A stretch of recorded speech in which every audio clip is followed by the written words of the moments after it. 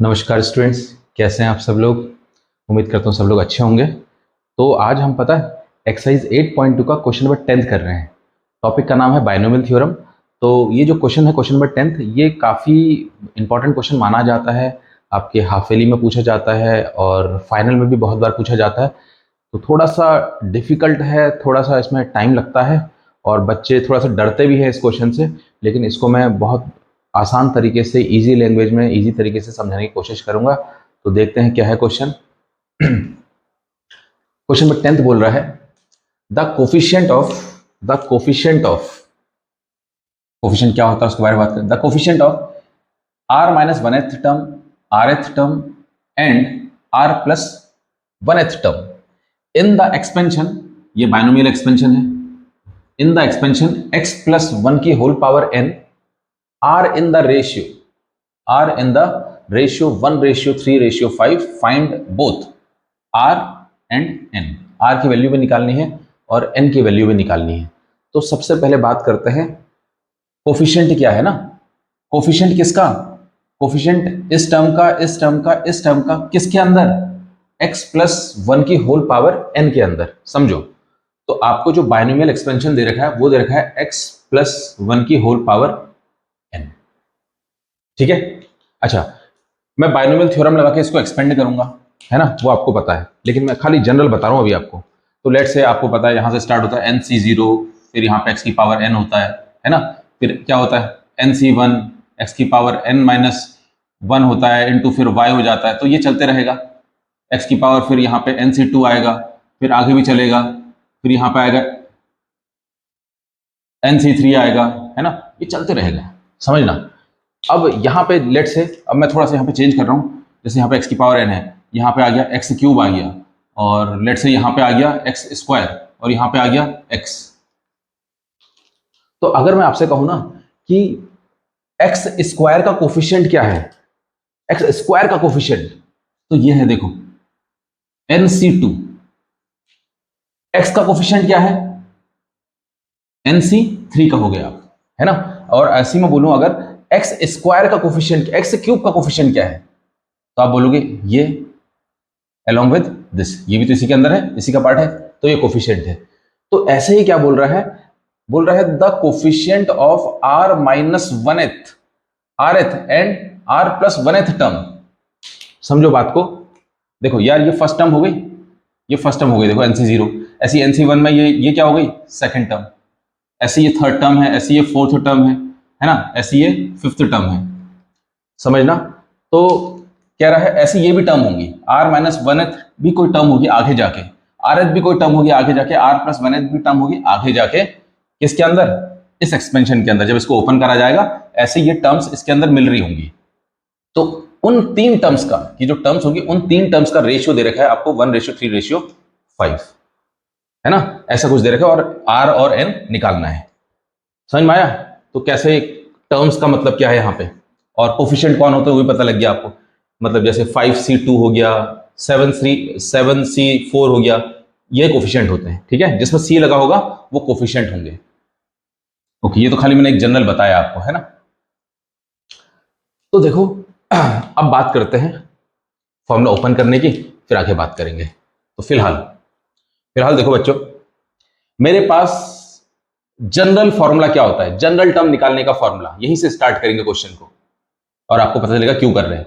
General term का formula होता है T r plus one is equals to n C r a की power या फिर एक्स कुछ भी कह दो यार, एक्स की power n minus r into y की पावर आर। होता नहीं होता, आप एक्स वाई की जगह ए बी भी यूज कर सकते हो, ऐसा कुछ नहीं है, मैं फिलहाल एक्स और वाई यूज कर रहा हूं। ये जनरल फॉर्मूला होता है, ठीक है ना। ये क्या होता है? जनरल टर्म का फॉर्मूला होता है, जनरल टर्म फॉर्मूला। ओके, क्या यूज है फिर इसका, अब सुनते रहे ना। ये क्या होता है पहले ये बताओ। ये टी आर प्लस वन क्या है? ये कोई भी टर्म है students. T r plus one का मतलब है कोई भी टर्म। जैसे मान लो अगर मेरे को बात करनी है फिफ्थ टर्म के बारे में, T5 का मतलब फिफ्थ टर्म के बारे में, तो T5 को मैं लिखूंगा क्या? मैं +1 में लिखूंगा हमेशा, कोई भी टर्म होगी ना हमेशा +1 में लिखी जाती है। तो T5 को पता कैसे तोड़ूंगा मैं, 4 + 1 में, ये। तो यहां से पता चल गया मेरे पास R क्या आ गया, R की वैल्यू अगर इससे कंपेयर करेंगे 4 हो गया। क्लियर है? तो ऐसे ही कोई भी जनरल टर्म, जैसे मेरे को 10th टर्म निकालनी है तो T10 निकालना है, मतलब तो इसको पता करने के लिए, जैसे 10th टर्म निकालनी है तो 10th टर्म निकालने से मेरे को पता लग जाएगा R क्या आ जाएगा, R की वैल्यू पता लग जाएगी, क्या 9 + 1। तो R क्या पता चल गया आपको, 9। समझ में आया? तो ये फायदा होता है ऐसे लिखने का।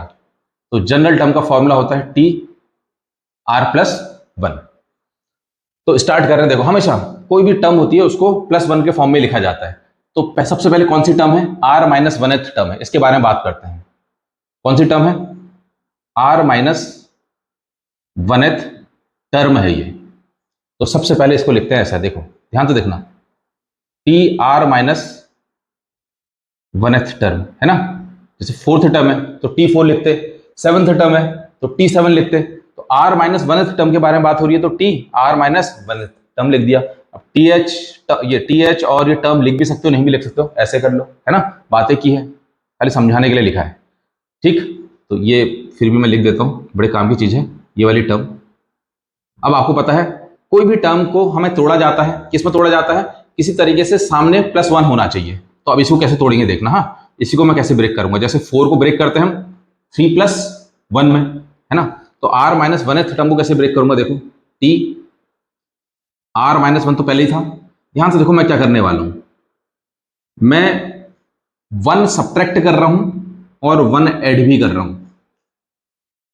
अरे यार जैसे 5th टर्म है, समझो 5th टर्म है, इसको मैं क्या लिखता हूं, 5th से एक छोटा 4 + 1, एक कम लिखते हैं ना हमेशा। तो R - 1th टर्म है, R - 1th टर्म में से एक कम क्या हो जाएगी, R - 2 कह दो, क्या कह दो, ऐसे समझ लो। R - 1 से एक टर्म छोटी कितनी, R - 2। समझ में आया? इससे एक कम है ये, एक कम, और +1 तो लगाते ही हैं हम। तो ये आ गया, इसको ऐसे कर लिया। तो यहां से आपको परफेक्ट पता चल गया R क्या है। देखो यार स्टूडेंट्स, ये R हो गया, है ना, इसी को तोड़ दिया, TR+1 हो गया ये। समझ में आया? ओके, अब क्या लिखेंगे इसको, इस फॉर्मूले के अकॉर्डिंग NCR, N क्या है देखते रहना। N बाइनोमियल थ्योरम में देखो मैं यहाँ पे लिख देता हूँ, N की वैल्यू क्या है, N तो N ही है। और X क्या है बताओ, अरे X भी X है। और Y क्या है बताओ, और फाइनली Y क्या आया है, 1 आया है। तो लिख रहे हैं इस फॉर्मूले के अकॉर्डिंग NCR। R पता चल गया आपको स्टूडेंट्स, R ये है, हाँ ये नहीं है, ये तो टर्म है, नंबर ऑफ टर्म्स। R ये आ गया, तो R की वैल्यू क्या आ गई है, देखो R - 2। समझना बात को, R की जगह क्या लिखेंगे, R - 2। यहाँ X तो X ही है, X तो X ही है, की power N - R, N - R। R की वैल्यू क्या है, ब्रैकेट में लिख रहे हैं क्या, R - 2। क्लियर?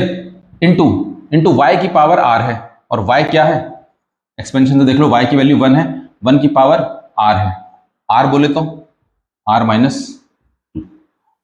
समझ में आया? अब यार 1 की पावर कुछ भी हो, 1 की पावर फिलहाल यहाँ पे R - 2 है, और कुछ भी होती तो 1 की पावर तो कुछ भी हो तो 1 ही आता है ना। तो 1 को हटा देंगे हम, क्योंकि ये टर्म काम की नहीं है। तो मेरे पास क्या आया देखो, TR - 1th टर्म के बारे में जो बात हो रही थी वो क्या वैल्यू आई, जिसको हमने ऐसे भी मॉडिफाई कर रखा है ना, मॉडिफाई कर रखा है ऐसे, TR - 2 + 1, इसकी वैल्यू क्या है बताना। थोड़ा और सॉल्व करते हैं, NCR - 2, एक्स की पावर इसको मल्टीप्लाई कर लो अंदर, N - R माइनस माइनस +2, और 1 को तो हटा दिया मैंने। ठीक है स्टूडेंट्स, ये आ गया, ये आ गई इक्वेशन नंबर 1। ये क्या आ गई, इक्वेशन नंबर 1। समझना, बिल्कुल डिटेल में समझाऊंगा, तो टेंशन लेने की जरूरत नहीं है, एक ही बार में आपको आ जाएगा। बस आप पूरी वीडियो को देखना आराम से, आपको समझ में आ जाएगा। ठीक है, ये 1 को हटा दिया मैंने, यहाँ पे इक्वेशन नंबर 1 हो गई। फिलहाल मैंने ये TR - 1th टर्म निकाल दी है। ऐसे अब क्या निकालूंगा मैं, Rth टर्म निकालने वाला हूं। देखो तो Rth टर्म का सिंबल क्या होगा, अब तो जानते हो ना आप, क्या होगा, Rth टर्म, ये तो होती है। अब आपको पता है क्या करा जाता है, इसमें से एक कम करा जाता है, तो R में से एक कम क्या होगा, R - 1, एक कम कर दिया। और +1 तो लिखा ही जाता है ना हमेशा, +1 तो लिखा ही जाता है, देखो +1 तो लिखा ही जाएगा, ये देखो +1 खुद ही लिखना है आपने, है ना। जैसे यार अगर फिर भी नहीं आया तो फिर देखो यार, जैसे मान लो 10th टर्म निकालनी है, T10 निकालना है, तो क्या लिखोगे, T10 में से एक कम कर दोगे 9, और 1 तो लिखना ही है, 1 को तो ऐड करना ही है, ये 1 को ऐड कर तो यही आएगा। ऐसे T RS टर्म था, R में से एक कम R-1 और 1 तो ऐड करना ही है। समझ में आया। तो यहां से स्टूडेंट्स अगर मैं आपसे पूछूं इसमें से R क्या आ गया, R की वैल्यू क्या आ गई, आप यही तो बोलोगे कि सर ये है R-1 है ना। तो यहां से साफ साफ पता लग गया कि R की वैल्यू क्या आई है, R-1 आई है। ठीक है, बाकी x ही है, यहाँ पे लिखा ही है 1, और जो y है वो 1 है, और n ही है। करें स्टार्ट, ओपन करते हैं हम फॉर्मूला। हाँ, तो T Rth टर्म को ब्रेक करा था, कैसा आया था, T R-1 +1, ये ऐसे उतार दिया है।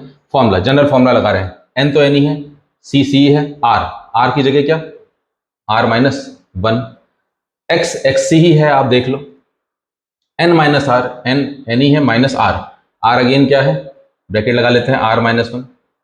ठीक है, समझ में आया। ओके, इंटू y तो 1 है, फिलहाल लिख तो लेते ही हैं, 1 की पावर r होता है, मतलब R-1। क्लियर है।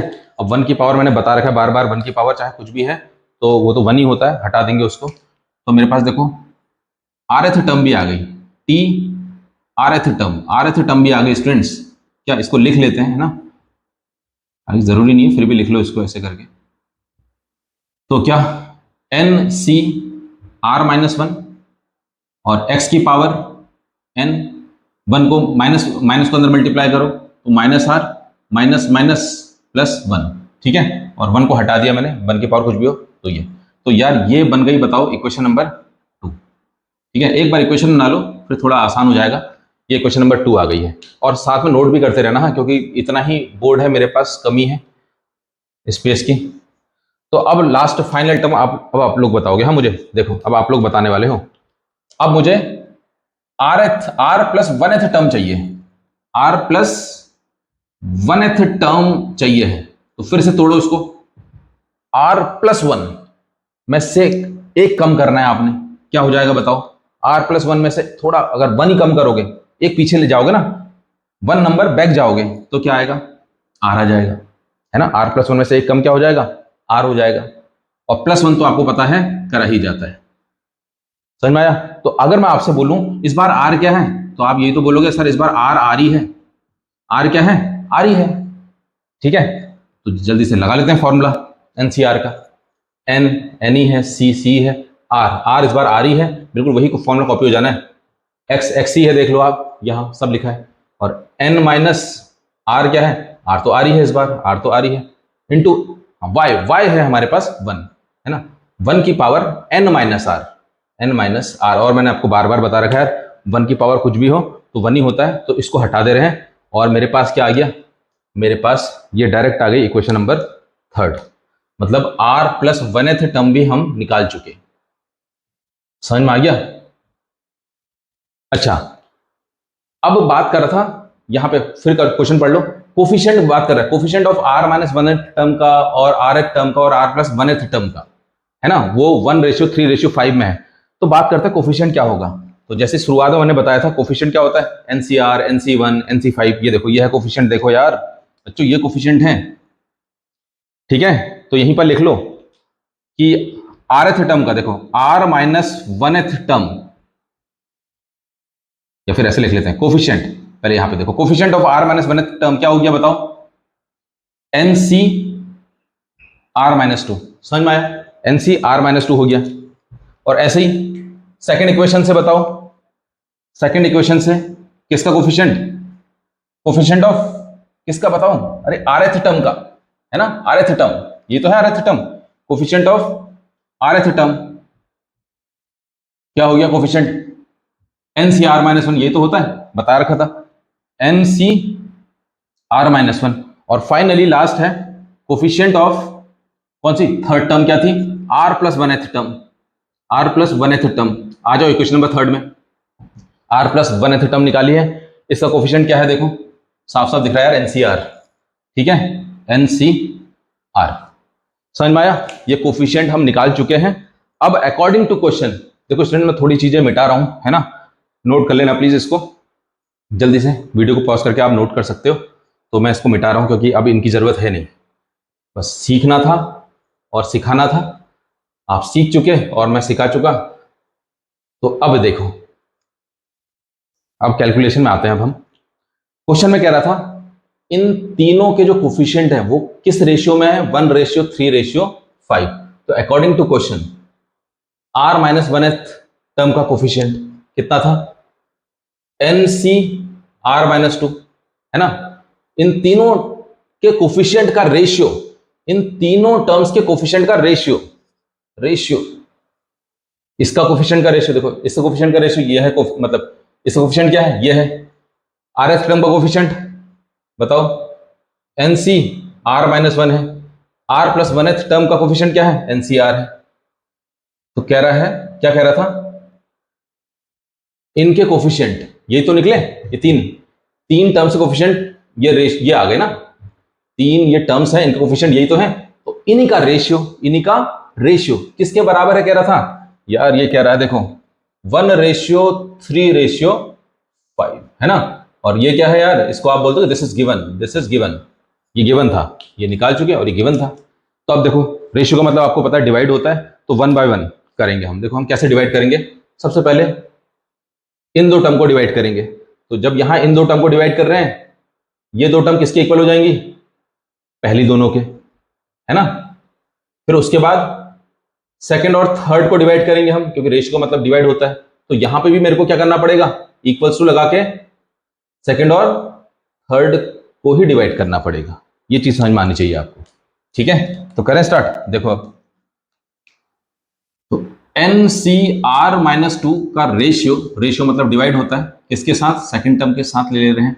NCr-1 किसके बराबर होगा, इक्वल्स टू, ये वाला equals to right hand side में कौन सी टर्म, जब यहां पहली दोनों ली थी तो यहां भी पहली दोनों टर्म लेंगे, 1/3। समझ में आया, ये कर लिया। ऐसे ही यहां पे कर ले रहे हैं, इसको यहां पे देख ले रहे हैं, मतलब लिख दे रहे हैं यहां पे सेकंड और थर्ड टर्म का रेशियो, मतलब NCr-1 का रेशियो किसके साथ, थर्ड टर्म के साथ, मतलब NCr के साथ किसके बराबर होगा, यहां पे भी सेकंड थर्ड लेंगे यार। सेकंड टर्म है क्या 3, थर्ड क्या है 5, 3:5 है ना। दोनों को सॉल्व करते हैं, दो इक्वेशन आएंगी, दोनों को सॉल्व कर देंगे, इक्वेशनों को n और r आ जाएगा, ठीक है। अब बहुत हो गया, 60-70% हो गया। इसको सॉल्व करते हैं, ये सीख रखा आपने। NCr का फॉर्मूला क्या होता है बताओ, n factorial upon r factorial, r कौन है, r-2 का फैक्टोरियल, इनटू होता है n माइनस r का फैक्टोरियल, n तो n ही है, माइनस r क्या है ब्रैकेट में रख लेना, हाँ, r-2 का फैक्टोरियल। समझ में आया, ये मेन डिवाइड देख लेना, मेन डिवाइड दिमाग में रखना, मेन डिवाइड ये है, ठीक है। ये रेड मार्कर से मैंने बना दिया, यहां पे भी लगाओ NCr का फॉर्मूला क्या लगेगा बताओ, n factorial upon r factorial, r कौन है, r-1 का फैक्टोरियल, इंटू क्या n माइनस r, r कौन है ब्रैकेट में r-1 है, इसका भी फैक्टोरियल। क्लियर है, इक्वल्स टू क्या चल रहा है बताओ, 1/3 चल रहा है। समझ में आया यार, यहां से तो देख लो, पहले इसको सॉल्व कर लेते हैं थोड़ा बहुत, फिर इसको कर लेंगे, कोई दिक्कत नहीं है। पहले इसको कर लो। देखो यहां यार n फैक्टोरियल से n फैक्टोरियल कैंसिल आउट हो गया, तो ये लास्ट वाली टर्म है ऊपर जाएगी, तो ऊपर भेज रहा हूं मैं, लास्ट वाली टर्म को ऊपर भेज रहा हूं स्टूडेंट्स। देखो क्या आएगा, r-1 फैक्टोरियल, ये भी ऊपर जाएगा, क्या आएगा देखना, n ऊपर तो जाएगा लेकिन मैं माइनस को अंदर मल्टीप्लाई कर रहा हूं, हाँ, ये -r हो जाएगा और माइनस +1 हो जाएगा और फैक्टोरियल एज इट इज, ठीक है ना। ऊपर को भेज दिया और सॉल्व भी कर दिया अंदर, अपॉन ये तो यही रहेगा, तो क्या ये ऊपर चले गया है, अब ये बचेगा कौन, r-2 फैक्टोरियल इंटू n-, इसको भी अंदर मल्टीप्लाई करो, -r +2 का फैक्टोरियल, वैल्यू क्या आ रही है 1/3 आ रही है, ठीक है स्टूडेंट्स। मेरे ख्याल से यहाँ तक समझ में आ रहा होगा, कोई दिक्कत नहीं होगी। अब हालांकि इसकी ज़रूरत भी नहीं है ना, मेरे को 2 ही इक्वेशन चाहिए, उन्हीं की ज़रूरत है, तो अब तो सब कुछ भी मिटा सकते हो, कोई दिक्कत नहीं है इसमें। जितनी चीज़ समझनी थी वो मैंने समझा दी है। देखो अब वही चीज़ है, मैंने आपको बहुत बार बता रखा है, हमेशा जो बड़ा नंबर होता है उसी को छोटा बनाया जाता है ना, डिक्रीज करा जाता है। तो अब खुद ही बताना यार, ये दोनों सिमिलर लग रहे हैं ना, तो इन दोनों में से बड़ा नंबर कौन है? r-1 है ना, r-1 है, तो इसी को छोटा करोगे तो r-1 को कैसे लिखोगे देखना, r-1 इंटू, और कम करते हैं, -2 कर दिया है ना, एक और कम कर दिया, -2 कर दिया और रोक दिया। यहाँ पे क्यों रोक दिया है? साफ साफ आपको डिनोमिनेटर में दिख रहा कि r-2 डिनोमिनेटर में चल ही रहा है ताकि वो कैंसिल आउट हो जाए। अच्छा, अब ये बता दो यार ईमानदारी से, इन दोनों में बड़ा कौन है? इन दोनों में बड़ा कौन है? देखो ये बड़ा है, ये याद रखो। क्यों? देखो n तो सेम है, -r भी दोनों जगह सेम है। 1 और 2 में बड़ा कौन है?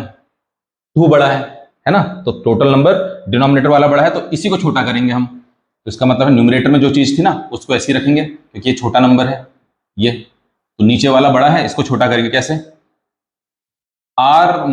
n-r+2 ऐसे ही रखा, और डिक्रीजिंग ऑर्डर में ले जा रहे हैं तो n-r+1, एक कम कर दिया ना, 2 था एक कम कर दिया और ऐसे रोक दिया यहाँ पे, है ना, एक स्टेप पीछे लेके गए, मतलब डिक्रीजिंग ऑर्डर में लेके गए, फिर रोक दिया। क्यों रोका? ये भी कैंसिल आउट हो रहा है और क्या चल रहा है बताओ? 1/3 उड़ाओ, जो कैंसिल हो रहा है, सॉरी ये r-2 से r-2 कैंसिल हो रहा था, ठीक है, और यहाँ ये वाला पार्ट कैंसिल। क्या बचा? क्या बचा यार? r-1 न्यूमरेटर में, डिनोमिनेटर में क्या बचा बताओ? n-r+2 इक्वल्स टू 1/3 बचा, क्रॉस मल्टीप्लाई कर लो तो 3r -3 बन जा 3 इज इक्वल्स टू 1 से कुछ भी मल्टीप्लाई करोगे वही आएगा, तो मतलब n-r+2 आ गया। तो r यहाँ चले जाएगा तो ये क्या हो जाएगा? 4r, n भी यहाँ चले जाएगा तो -n इज इक्वल्स टू -3 यहाँ चले जाएगा तो +3, तो +3 + 2 5। आप देख लो यार, ठीक है, इतना तो डायरेक्ट कर ही सकते हैं। ये हो गई इक्वेशन नंबर 1, अगर नहीं बनाई है तो ना देख लेना, इक्वेशन नंबर 1 2 जो भी है, ये पहली लीनियर इक्वेशन हो गई। ऐसे दूसरी इक्वेशन को सॉल्व करके, ये देखो ये वाली टर्म थी ना, इसको सॉल्व करके दूसरा बनाते हैं, करते हैं यहाँ पे। तो वही एनसीआर का फॉर्मूला लगाओ बच्चों, क्या होता है बताना। हाँ, n upon r factorial, r कौन है? r-1 है, हाँ, इंटू n-r, मतलब n-r, r कौन था? r-1 था, ठीक है, इसका भी क्या? फैक्टोरियल। क्लियर है? ये फॉर्मूला लगा दिया, अपॉन मेन डिवाइड का साइन लगाते हैं, मेन डिवाइड का साइन ग्रीन मार्कर से लगाए तो मेन डिवाइड का साइन ये है, ये वाला, हाँ ये वाला मेन डिवाइड का साइन। ओके, अब क्या? एनसीआर का फॉर्मूला तो डायरेक्ट एनसीआर ही है, n upon r factorial into n-r factorial, और इसकी वैल्यू क्या आ रही है? मेन डिवाइड के सामने इक्वल टू लगेगा, हाँ ये चीज याद रखना, 3/5 आ रही है।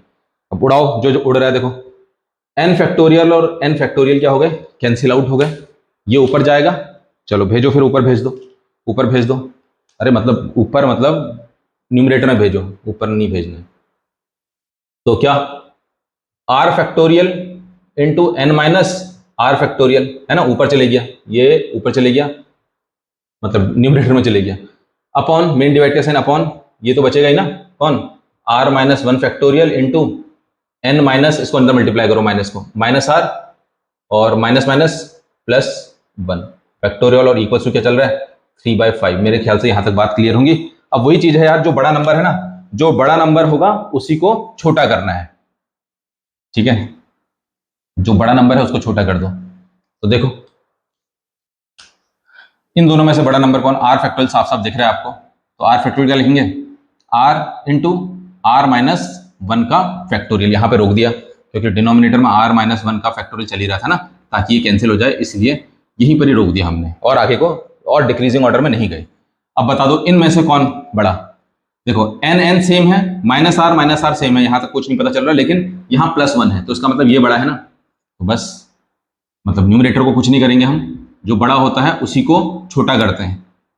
तो n-r+1 ऐसे ही रखा, अब इसको छोटा करना है, तो +1 था ना, अब ये 1 ही को हटा देंगे, एक और कम करेंगे तो n-r आएगा नहीं आएगा? बता दो, ठीक है, क्योंकि n-r से बड़ा क्या होता है? +1 होता है, छोटा क्या होगा?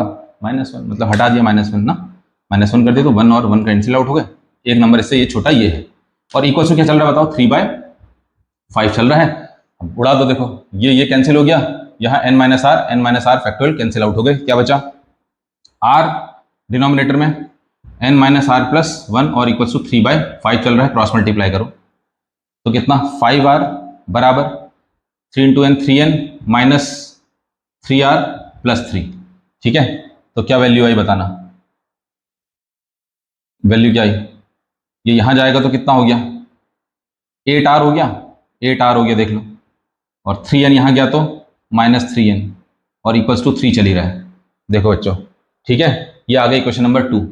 तो सॉल्विंग 1 एंड 2 दोनों को सॉल्व कर देते हैं, तो आंसर आने वाला है, बधाई हो आप लोगों को। देखो कितनी हालत खराब हो जा रही है ना, मेरे ख्याल से 15 मिनट से भी ज़्यादा हो गए। तो 1 और 2 को सॉल्व करते हैं। देखो क्या था, 4r माइनस एन की वैल्यू 5 थी, और यहाँ क्या है 8r माइनस 3n की वैल्यू क्या है 3 है। तो इस इक्वेशन को क्या कर देंगे हम 2 से मल्टीप्लाई कर देंगे, ताकि ये क्या बन जाए 8 बन जाए। देखो 2 से मल्टीप्लाई करना है, यहीं पर ही कर रहा हूँ अब मैं, 2 4 जा 8, 2 इंटू एन 2n, और 2 इंटू 5 10, ठीक है। मल्टीप्लाई कर दिया है 2 से, क्लियर है। ओके, अब क्या करें, यहाँ प्लस है तो माइनस, यहाँ माइनस है तो प्लस, यहाँ प्लस है तो माइनस, कैंसिल आउट। बताओ 2n में से 3n को प्लस कर दो, माइनस 2n में से 3n को प्लस कर दो, क्या आएगा खाली n आएगा, और 10 में से 3 को माइनस कर दो, क्या आया 7। तो स्टूडेंट देखो n की वैल्यू 7 आ रही है, और n की वैल्यू 7 आ रही है, इसको 1 में रख दो या 2 में रख दो, आंसर आ जाएगा। मैं 1 में रख दे रहा हूँ, तो r की वैल्यू आ जाएगी, देखो 1 में रख रहे हैं, हाँ n की वैल्यू 7, तो 4r तो ऐसी रहा, माइनस n की वैल्यू 7, और इक्वल टू क्या चल रहा है 5, तो 4r की वैल्यू क्या आ गई 5 प्लस 7, तो 4r की वैल्यू आ गई 12, तो स्टूडेंट्स r की वैल्यू क्या आ गई 3, ठीक है। देखो ये आ गया आपके पास n और r, ठीक है स्टूडेंट्स, मेरे ख्याल से समझ में आया होगा आपको, ठीक है। Thank you so much.